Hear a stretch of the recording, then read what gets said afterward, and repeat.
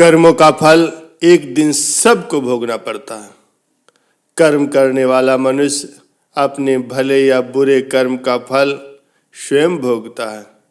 ये बात संसार में प्रत्यक्ष दिखाई देती है। शुभ कर्म करने से सुख और पाप कर्म करने से दुख मिलता है। अपना किया हुआ कर्म सर्वत्र ही फल देता है। क्या आपने कभी सोचा है कि कभी कभी जब आप कोई कार्य नहीं करना चाहते हो तो भी कोई ऐसी अदृश्य शक्ति आपको वो कार्य करने के लिए बाध्य करती है। यही कर्म का नियम है जो हमें प्रत्यक्ष कार्य स्वेच्छा से या कभी कभी अनिच्छा से भी करने को बाध्य करती है। कर्म के नियम से कोई भी व्यक्ति मुक्त नहीं हो सकता। दुर्योधन ने भी कहा था कि मैं कर्म के सिद्धांत का सार जानता हूं, मैं जानता हूं कि क्या सही है और क्या गलत है, किंतु फिर भी मैं अज्ञात शक्तियों के द्वारा कर्म करने के लिए बाध्य किया जा रहा हूं। प्यारे सज्जनों, कर्म योग से बचने के लिए संसार में कोई साधन नहीं है।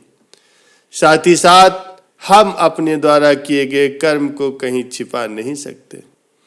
मनुष्य अपने ही कर्मों का शुभ और अशुभ फल भोगता है। ईश्वर उसे सुख या दुख नहीं देते।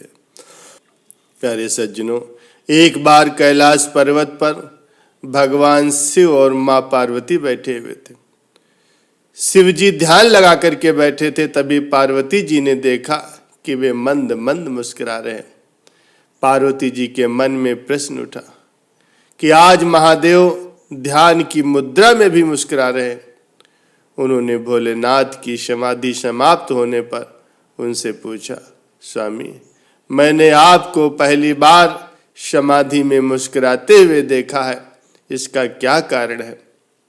शिव जी ने उन्हें बताया कि उनके एक भक्त और उसकी पत्नी की बातें सुनकर के वे मुस्कुरा रहे थे। पूरी बात बताते हुए महादेव ने कहा कि मृत्यु लोक में मेरा एक अनन्य भक्त जो कि ब्राह्मण है, मेरे ही एक मंदिर में पुजारी है और दिन रात मेरी सेवा में लगा रहता। वो इसी मंदिर के पीछे बनी एक छोटी सी कुटिया में अपनी पत्नी के साथ रहता है। इसकी पत्नी चाहती है कि उसके पास उसका खुद का एक घर हो और धन दौलत हो, जिससे वो सुख से अपना जीवन बिता सके। लेकिन पुजारी केवल मंदिर के चढ़ावे पर निर्भर है और मंदिर में आने वाली दान दक्षिणा से बड़ी मुश्किल से घर का खर्च चला पाता है। घर और अन्य सुख सुविधाएं कहां से आएंगी? पर वो दिन रात मुझसे अपनी पत्नी का सपना पूरे करने का अनुग्रह करता रहता है। आज उसकी पत्नी ने उससे एक ऐसी बात कह दी जिसे सुन करके मैं मुस्कुराए बिना नहीं रह सका। पार्वती जी ने कहा, प्रभु, ऐसी क्या बात कही उसकी पत्नी ने जो आपका ध्यान भंग हो गया?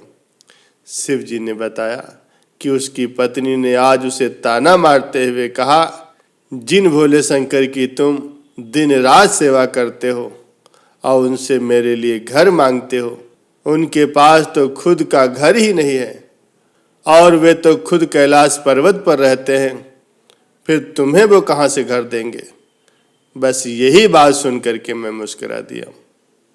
इस पर पार्वती जी को बड़ा आश्चर्य हुआ। उन्होंने कहा, स्वामी, यह बात सुन करके मुझे बहुत बुरा लगा। वो आपको ताना मार रही है और आप मुस्कुरा रहे हैं। आप उसे एक घर और सारी सुख सुविधाएं दे दीजिए जिससे वो आपकी निंदा न कर सके। इस पर शिव जी ने कहा, पार्वती, ये मेरे वश में नहीं है।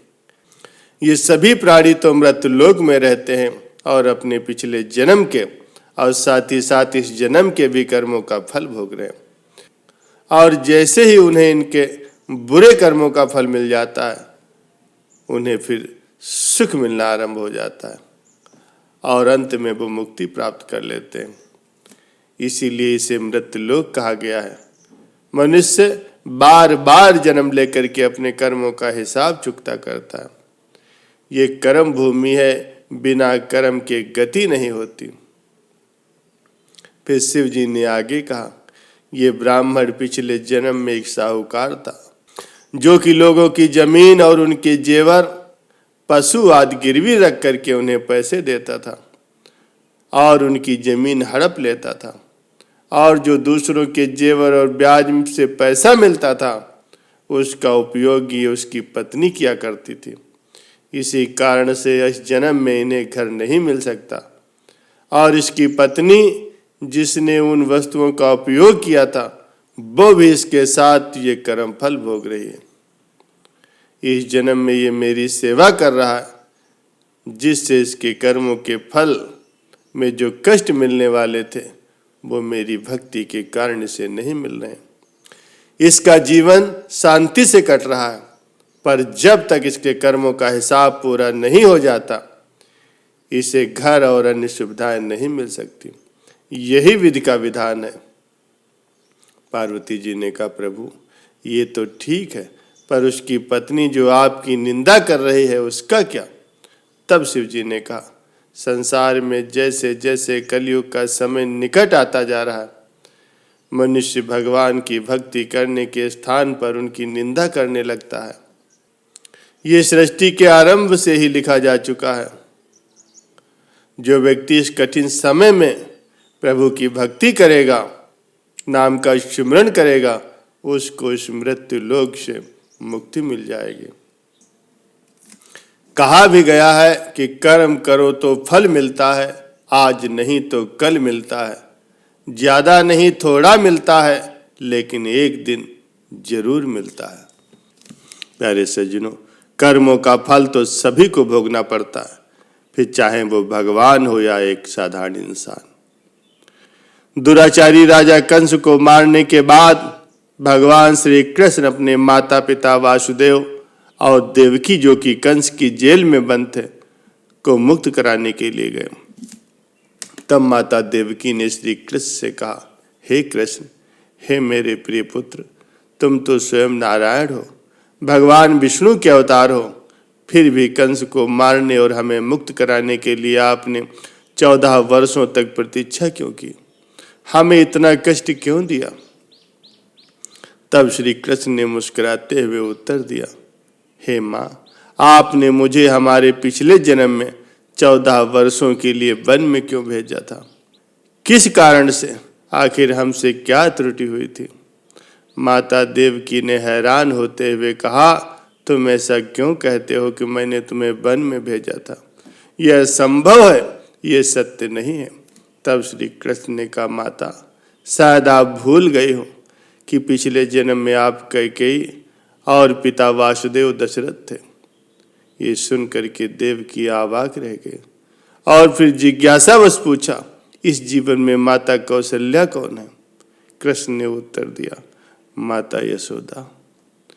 प्यारे सज्जनों, कर्म का प्रभाव किसी को नहीं छोड़ता, स्वयं भगवान भी इससे नहीं बच सकते।